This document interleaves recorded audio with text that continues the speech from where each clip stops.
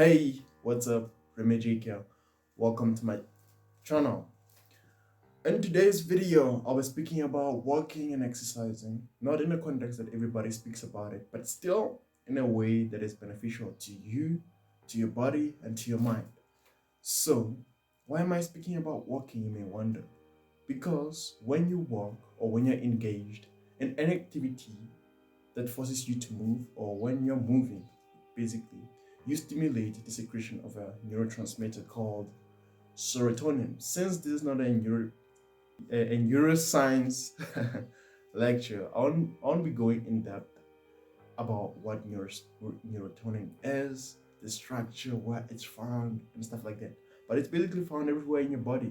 But most importantly, or the main focus of this video, it's its location in your brain.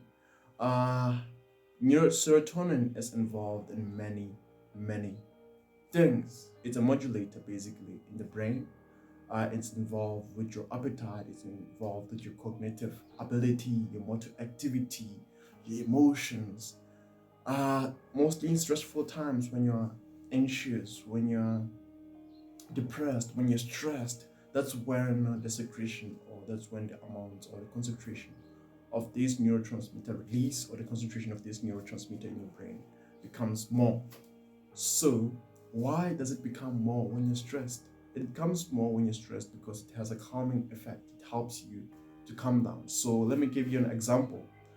Let me use tests and exams as an example. There are times when you're doing things on last minutes, especially with assignments. Let me also include assignments. Like when you're doing your assignment on the last day, submission is due maybe in a few hours or the next day, and then you're trying to put everything together.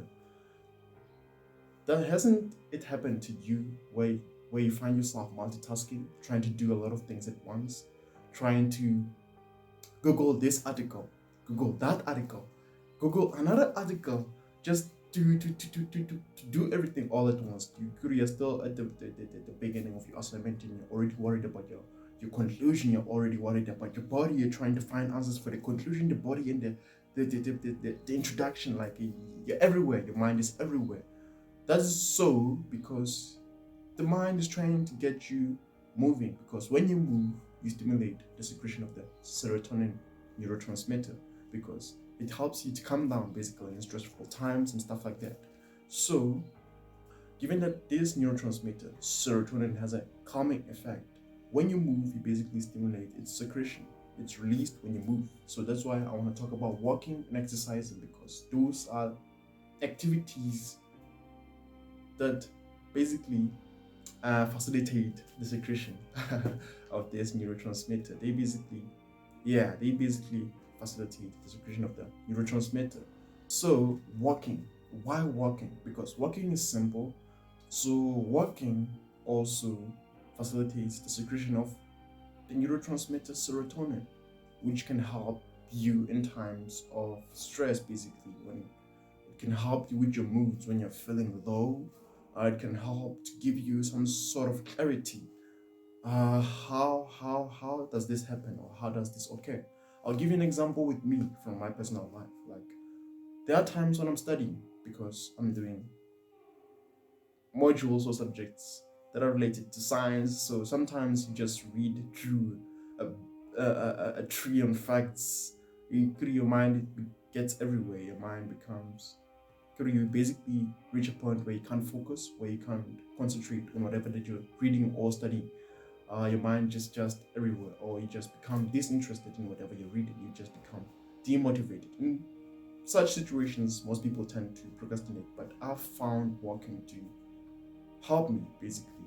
When I reach a point where I've lost interest in continuing, I just drop everything and go out for a walk. When I go out for a walk, in some cases I leave my phone at home, in some cases I take it with me, but I always make sure not to use my phone when I'm working. Why? Because I don't want to be distracted. I want to see everything, to admire the beauty that is ever present around us. Like in most cases, we become oblivious. We reach a point where we're so used to our environment, or the environment that we see on a daily basis, that we miss the beauty in it, that we don't take the time to admire or to appreciate the beauty that's in our environment. Like, take the flowers, for example, take the sky, for example, take the trees. Everything in our environment is beautiful. Like, everything that's outside, nature, basically, like everything nature related is beautiful. Like, take your time to admire that, to see beauty in nature, to see beauty in people, to see beauty everywhere, to see beauty in everything that you're doing. That's a powerful thing because it makes you a more positive person and helps you to seek beauty in all the things that you're doing, to seek beauty in all the people that you hang out with and stuff like that. So when I go out to take a walk, I look for beauty. Uh, I haven't gotten a sketchbook yet, but it's an idea that I've always thought about. Get a sketchbook, and draw things. Draw the things that you see when you're taking a walk. Draw the cars. Draw the flowers. Draw the sky. Like, attempt to draw things. Attempt to draw the trees. Great. Through your attempt to draw things, your things won't look as good as they do in real life. Some of your drawings will be terrible. That's fine because through that, you begin to appreciate the flowers that you see, that you take for granted every day. You begin to appreciate all the little things in your environment because you will see it. Okay, God is creative. God is creative. If you don't believe me, go out for a late night walk. That's of course if your town or environment is safe. Like, if you're in college or at college or university and stuff like that. I believe there's security, or it will be easy for you to take strolls or walks inside university. Try going out for a walk. Look at the sky, look at the stars. Just think about how big or how vast it is and everything it contains. Like, it contains trillions and trillions of stars. Like, it's amazing, it's big, it's colorful. Like, you can see, like, God created everything with great care, like with great detail. Everything from the little insects, from the little flowers, from everything. Just appreciate it all, take it, and like, yeah. Another thing you can do when walking is to get a walking partner. Why a walking partner? To have more meaningful conversations. Like, when you go out for a walk, put both of your phones in your pockets. If you can also do it as a group, but I find it to be more now when it's just you and another person. You can take walks with a family member, maybe your siblings, your brother, your sister, your mother, whomever, your friends, girlfriends, best friends, whomever you feel comfortable with taking a walk. You can do that. It helps you to build a strong relationship with that person. It helps you to get to know that person more because in today's age, people tend to be busy, or like being busy with nothing. Like, most of the things that they're busy with won't add as much value as being with another person. Like, go out there, create new memories, joke, have new conversations, like create good memories in an environment that is you're so used to. Create new memories in the tree that you always passing. Like, sit there, hug someone, make jokes, like make someone feel good, so that whenever you're walking in your environment, you forever have a smile on your face because all the places that you will see while you're walking will have now memories behind them. Uh, Another thing that you can do is exercising. Exercising is very important. It doesn't have to be complicated. People try to make it complicated when it's really not. So, doing aerobic exercises for 20 to 60 minutes a week is very helpful, or has now benefits because it can help prevent heart diseases or otherwise termed cardiovascular diseases. Yeah, it can help with that. Uh, the benefit about this is the not thing, or the good thing about it is that it doesn't have to be a single session. It doesn't have to be like 1 hour straight of walking. Uh, just to go back, aerobic exercises are low intensity exercises, things like walking, jogging, swimming, and stuff like that, like low intensity things. And high intensity exercises are, as examples, I can use sprinting, I can use weightlifting, and stuff like that.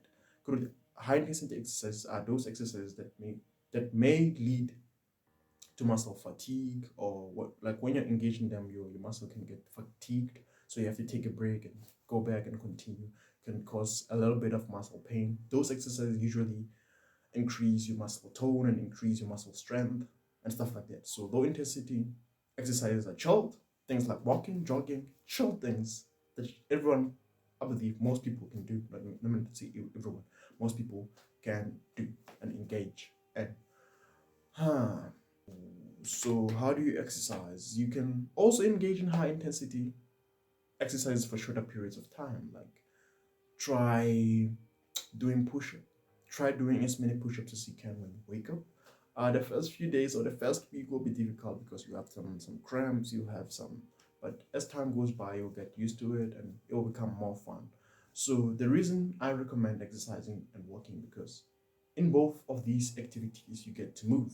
When you're moving, you stimulate the secretion of more serotonin, which helps you to calm down. So in times of stress and stuff like that, go out for a walk. In times when you find yourself disinterested in reading your academic work or reading anything, go out for a walk, clear your mind, go out for a walk. Trust me, when you come back, your happiness or joy won't go from 0 to 100, but I'm sure it will go from a 0 to a 20, maybe a 0 to a 30, maybe. Do you understand? It won't be a big thing like when you come back from a walk, like now you're feeling some type of way. Now it can be, but in most cases, it's just chill. Like it's not maximum results, like maximum impossible results. It's just, yeah. So it can help you to regain your clarity. Like when you come back to the paper that you were reading or whatever book that you were reading, you'll find it more interesting again. Like you start reading it as if it was your first time sitting on that seat to read that material. So I hope that you do more walking, get a study part, get a working partner, get a working partner, or you can get a sketchbook to draw the amazing things that you see while you're walking. Talk to people maybe on the streets, talk to people, avoid using your phone at all costs. You can use it somehow for emergencies, but try to avoid using your phone. Why walking? Why why do I recommend walking and exercising? Because when you walk, when you move, you stimulate the secretion of serotonin, which helps you to calm down in tough situations and it helps give you clarity, especially with morning exercises. Like you start your day with a clear mind, with a calm mind, which open up your mind to coming up with more creative ideas, to analyzing situations and not overreacting and stuff like that. So that's drama, double benefit. That's it from me from now. So have a beautiful day. Cheers.